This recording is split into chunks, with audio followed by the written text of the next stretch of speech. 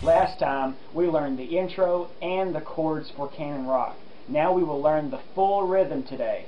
So pick up your guitar, turn your distortion high, and let's rock.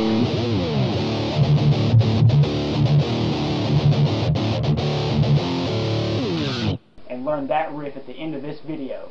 Stay tuned. If you've already been practicing on the first video in this series, then well, you're really good to go, because now all you got to do is play the extra stuff on top of the chords, which is how I learned Canon Rock, and I think probably the most efficient way to learn it.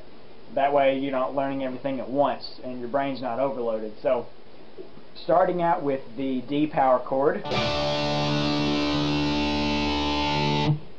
you'll play it regular, normal like that, and then you'll play palm muted twice, which is like resting this section of your hand, which is maybe the side of your palm or whatever you want to call it.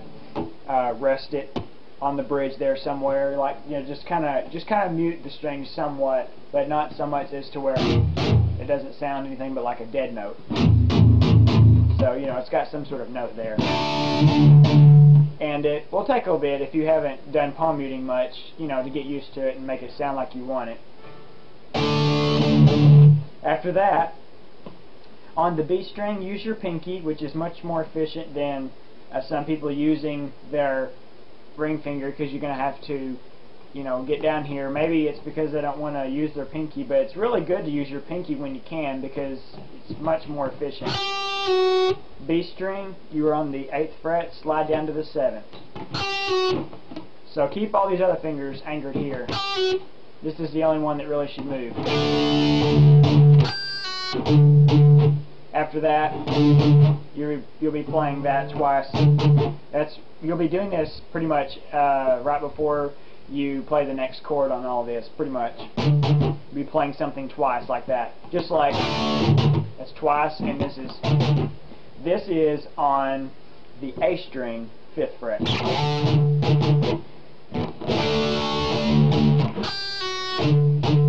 Then you go to the A power chord. There's that section, you know, palm muted that way.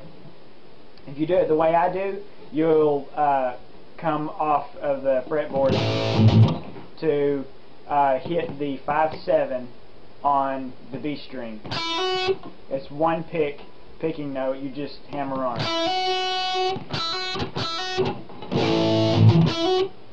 And the reason I said if you do it the way I do it, that is the way I do it, but some people will do this, which is, I think, probably more efficient. But I don't do it this way because I just can't get a really strong note on that. What they do is they bar all the way across until, you know, making sure mainly that this finger is sounding this note, the B string. So they're hammer on that way. Or they might use their pinky. Either one, really. It probably is going to be more efficient if you do it this way with your pinky, because it's right there. You know, you don't have to reach down. The pinky's right there. The reason I don't do it is because I just can't get that to just sound out real well. So if you did it this way, this next section, instead of playing it the way I do, an open A, you'll be playing on the E string, the low E string, 5th fret, right there. It's the same note. So let's put this together.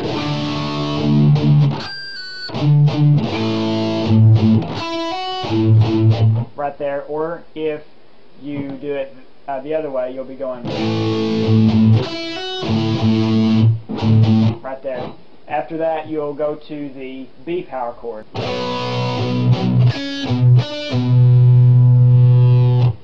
And that is on the B string, the 2nd and the 3rd fret. They're going to be taking turns here. Well, you know, like you'll play. This one will sound on the B string, 2nd fret. Then you'll upstroke, then downstroke, 3rd fret, B string. Then you'll upstroke again.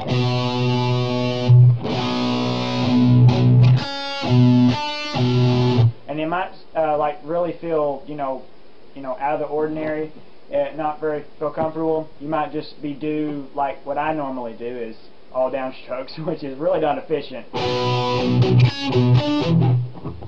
Because sometimes you'll miss and you'll hit that instead of like that. So it's according to really what you want to do, but I'm here to tell you that that's probably going to be more efficient. Then the F sharp power chord. Then if you're going to play, you're going to be playing the E5 power chord. You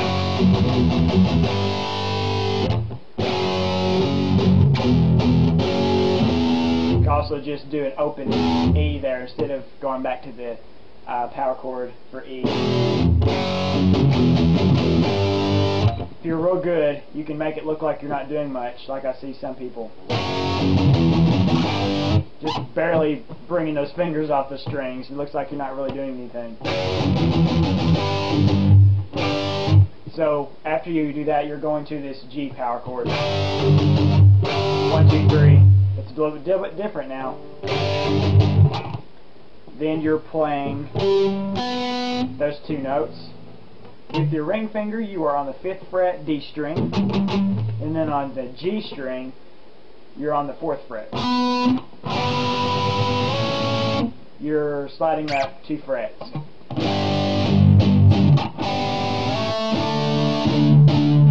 That's, 2 times again.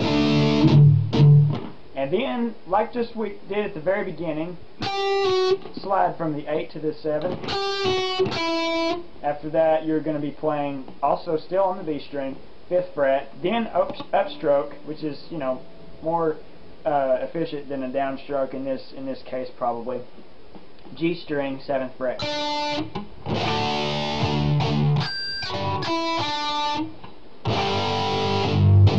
This is now back to the G power chord. Let's put this all back together real fast.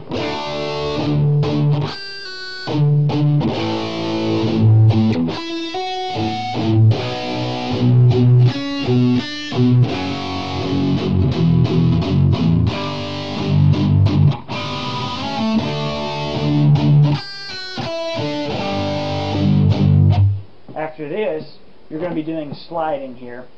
This is going to be on the G string. So this was the 4th fret up to the 6th fret, 7th, and then 6th again. All one pick. That is the A power chord. Again, you play that thing like we do at all of them. So now let's put that all together, and we're going to have this. I'll play it slower this time.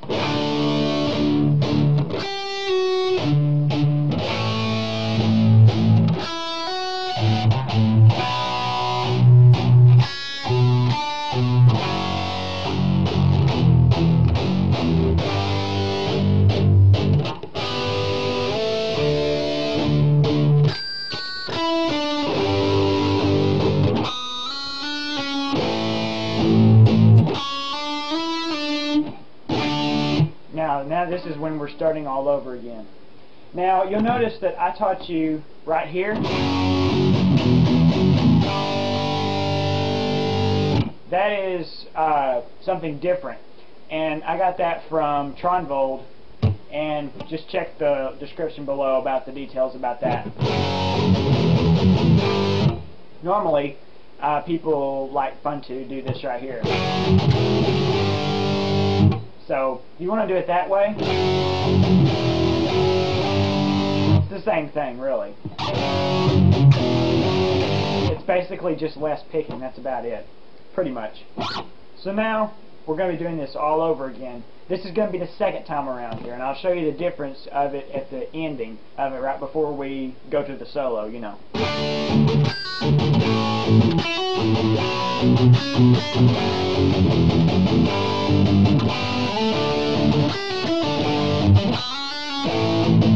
Okay, now we're to the part. Remember before the first time, we would normally go, you know, either to the 7th or the 6th fret. Instead of doing that, we're going to just be playing the 6th. You know, so it's simple, you know, it's the same thing as before. So, this lesson, you learn it once and you play it twice, pretty much, you know. You're playing exactly the same thing unless, you know, you add some variation to it. So the only difference is the turnaround, really.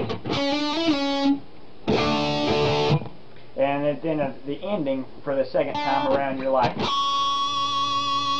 add a pinch harmonic in there if you want to. So, we're going to do this really slow, because I know many of you probably already been doing a lot of rewinding. I'm going to show you this very slowly, slow as I can play it, and try to play it accurately too.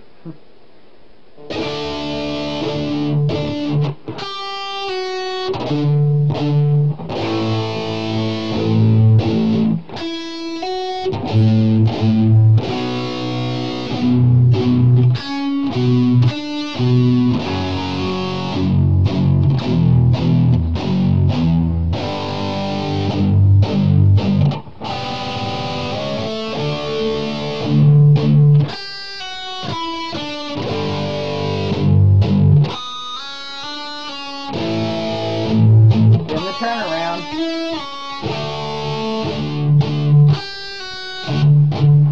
That's exactly what we've been doing already.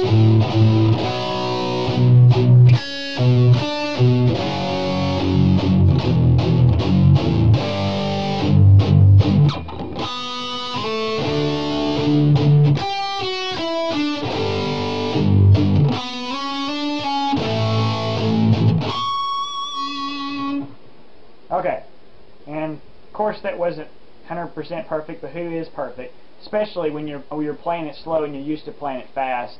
It's a hard concept to grasp for some people, but yeah, that's pretty much, yeah. When you slow it down, you're like, well, how do I play that? I'm so used to playing it fast. So, fast, it's going to sound like this.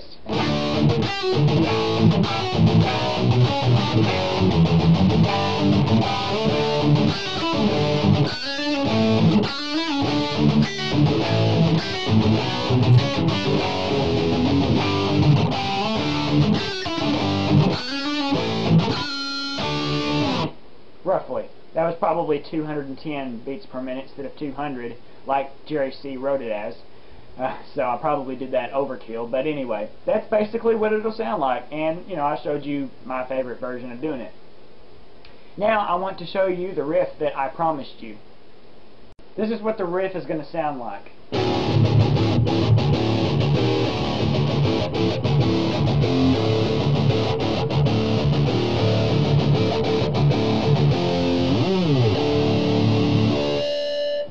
Okay, so you can see, it's repetitive. So, you know, you can go on forever with it and add stuff on top of it. So, let me show you what I'm doing first with my picking hand. So, I'm doing a bunch of palm muting, and the rhythm is like...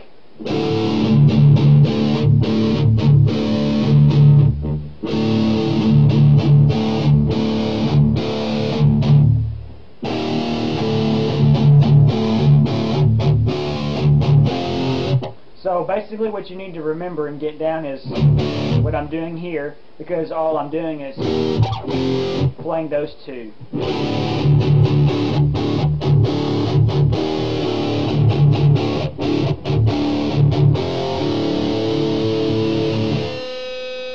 And add a little bit of artificial harmonic there.